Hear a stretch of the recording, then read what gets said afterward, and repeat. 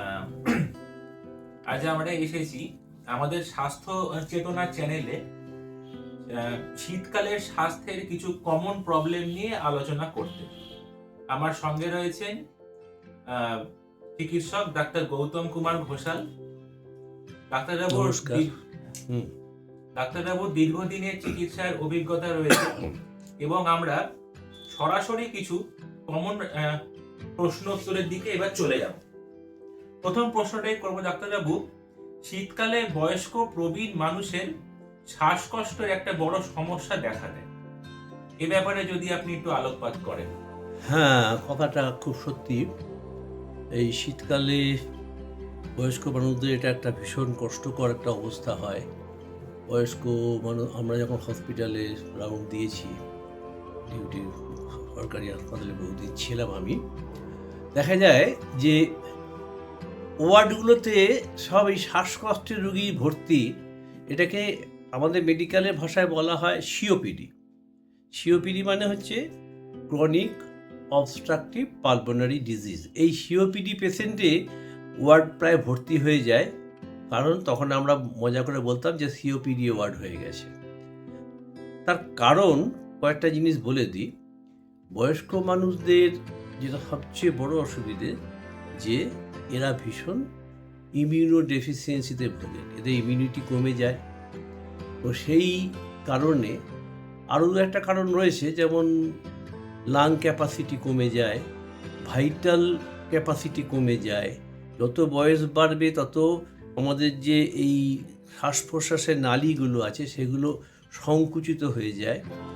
তার থেকেও যেটা বড় কারণ, শীতকালে ব্যাকটেরিয়া, ভাইরাস এদের প্রকোপ খুব বাড়ে এবং বাতাসে যে ধূলিকণাগুলো থাকে সেই ধূলিকণা কুয়াশার সঙ্গে লেগে স্মোক অ্যান্ড ফগ মিলিয়ে স্মগ মতো হয়ে যায় এবং এইটা জীবাণুদের ভীষণ একটা ফেভারেবল এনভায়রনমেন্ট তৈরি করে।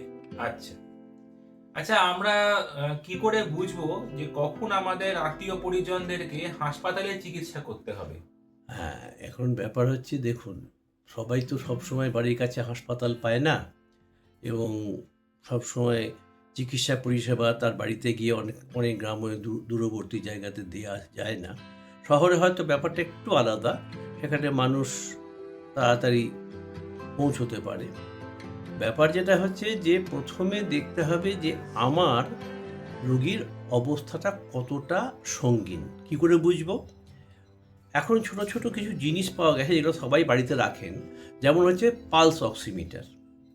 পালস অক্সিমিটার একটা ছোট যন্ত্র, যেটা দিয়ে আমরা দুটো জিনিস, খুব ভাইটাল জিনিস দেখতে পাই। একটা হচ্ছে SpO2, মানে saturation of oxygen in the room air. মানুষটা রক্তে মানুষটার স্যাচুরেশন, অক্সিজেনের স্যাচুরেশন কত।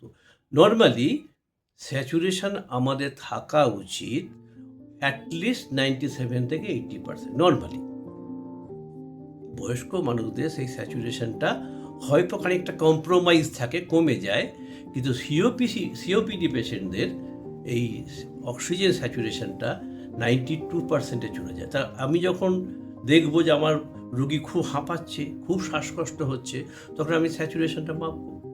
তার সঙ্গে এই যন্ত্রে আর একটা জিনিস পাওয়া যায়, হচ্ছে পালস।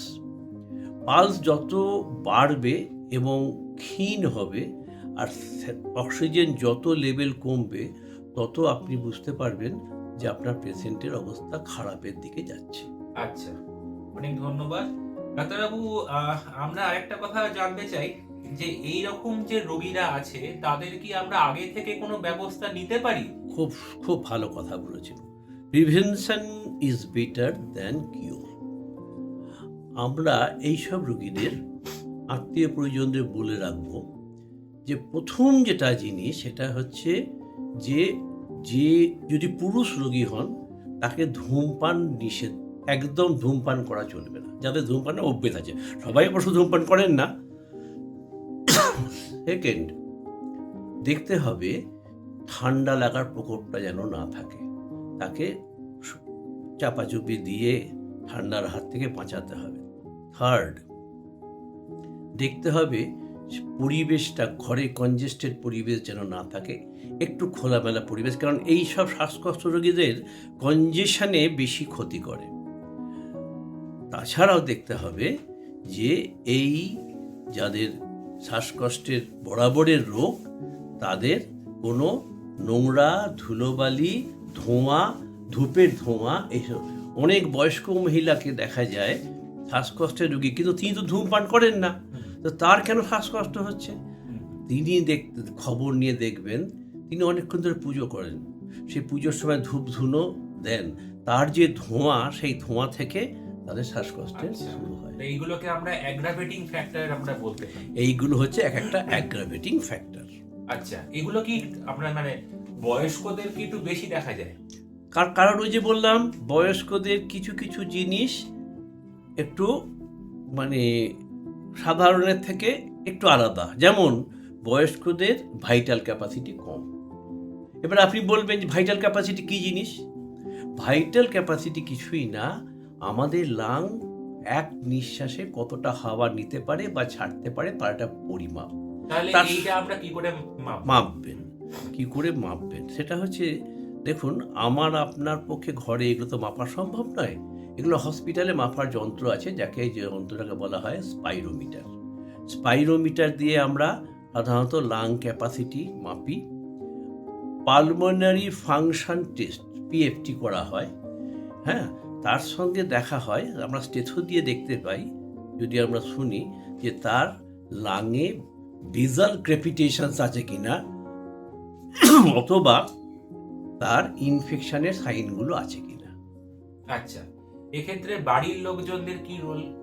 বাড়ির লোকজনদের ভীষণ ভীষণ একটা ইম্পর্ট্যান্ট রোল রয়েছে। প্রথম কথাই তাকে দেখতে হবে পুরুষ রোগীদের ক্ষেত্রে যে বাড়ির ভদ্রলোক উনি যেন, আমার রোগীটি যেন ধূমপান না করে। মহিলা রোগীর ক্ষেত্রে দেখতে হবে ধূপ ধুনোর সামনে যেন বেশিক্ষণ না থাকে, কারণ এই ধূপ ধুনো এবং ধূমপানের ধোঁয়া ভীষণ ভীষণ এই সিওপিডি পেশেন্টের পক্ষে ক্ষতিকারক, অ্যাগ্রাভেটিং ফ্যাক্টর। সেকেন্ড, তাকে ঠান্ডা লাগানোটা থেকে একটু দূরে থাকতে হবে। এই কটা দিন, ঠান্ডার দিন কটা, তাকে একটু সুস্থ থাকতে হবে, সে যেন ঠান্ডা না লাগায়। শীতকালীন যে একটা মানে শ্বাসকষ্টের প্রকোপ বেড়ে যাওয়া, সেটা এইভাবে আমরা প্রিভেন্ট করতে পারি। থার্ড হচ্ছে, দেখতে হবে যে তিনি যেন ঠিক মতো পরিষ্কার পরিচ্ছন্ন বিছনাতে শুয়েছেন শোবার সময়। কারণ আরেকটা কারণ আপনাদের বলি, শ্বাসকষ্টের আরেকটা কারণ, এবং রাতে পেশেন্টরা দেখবেন অনেক সময় খুব কাশে, তার কারণ হচ্ছে বিছনাপত্র যদি পরিষ্কার না থাকে, বালিশের ওয়ারটা যদি পরিষ্কার না থাকে, সেখানে এক ধরনের ছোটো ছোটো জীবাণু, যাদের আমরা মাইটস বলি, সেই মাইটসগুলো চলাফেরা করে, এবং আমরা ওগুলো আমাদের কাছে ভিজিবল নয়, এরা মাইক্রোস্কোপ ছাড়া দেখা যায় না। এরা আমাদের শ্বাসনালীতে ঢুকে যায়, সেই শ্বাসনালীতে ঢুকে গিয়ে রাত্রেবেলাতে তারা শ্বাসযন্ত্রকে, শ্বাসনালীকে বিরক্ত করে, ইরিটেট করে, এবং তখনই কাশি হয়। আর একটা কথা, কাশির একটা বড় কারণ হচ্ছে এই আমাদের যে ব্রঙ্কাস রয়েছে, ব্রঙ্কিয়াল স্পাজম। ব্রঙ্কিয়াল স্পাজম মানে কি? ব্রঙ্কাসগুলো মাঝে মাঝে সংকুচিত হয়ে যায়, মাঝে মাঝে প্রসারিত হয়ে যায়, এটাই হচ্ছে নর্মাল নিয়ম। এবার যখন সংকুচিত হয়ে গেল, তাকে আমরা বলি ব্রঙ্কিয়াল স্পাজম। এই ব্রঙ্কিয়াল স্পাজম ওভারকাম করার জন্যে আমাদের একটা স্বতঃস্ফূর্ত রিফ্লেক্স কাজ করে, যেটা হচ্ছে কাশি। কেশে আমরা স্প্যাজম, মানে রোগী স্প্যাজমটাকে ওভারকাম করতে চায়। এই স্প্যাজমটা বাড়ে চিত হয়ে শুলে, যার জন্য রোগী আপনাকে সে কি বলবে, ডাক্তারবাবু আমি রাত্রেবেলায় যেই বালিশে মাথা রেখে শুলাম, আমার কাশি শুরু হলো, আমি সারা রাত ঘুমোতে পারি না, প্রচুর কাশি হয়। এটা একটা বড় কারণ। আচ্ছা, আজকে ডাক্তারবাবুকে আমরা পেয়ে অনেক অনেক ধন্যবাদ আমরা জানাচ্ছি। আমাদের স্বাস্থ্য চেতনা চ্যানেলের প্রথম এপিসোড, আমরা আজকে সিওপিডি এবং লাংয়ের বিভিন্ন রকম অসুখ এবং বিশেষ করে শীতকালীন যেসব রোগ আমরা দেখতে পাই, সেটা নিয়ে আমরা আজকে প্রথম এপিসোডটা শুট করলাম। আগে আমরা আস্তে আস্তে আরো অনেক এপিসোড আপলোড করব, সঙ্গে থাকবেন। লাইক এবং কমেন্ট এবং সাবস্ক্রাইব অবশ্যই আমাদের করবেন। অনেক অনেক ঠিক আছে, আপনাকেও অনেক ধন্যবাদ। আমরা সাধারণ রোগীদের জন্য একদম যারা অত্যন্ত গ্রামে রয়েছেন, যারা এগুলো বোঝেন না, তাদের জন্য আমরা যতটা পারবো সহজ ভাষায় বুঝিয়ে বলবো। ধন্যবাদ ডাক্তারবাবু।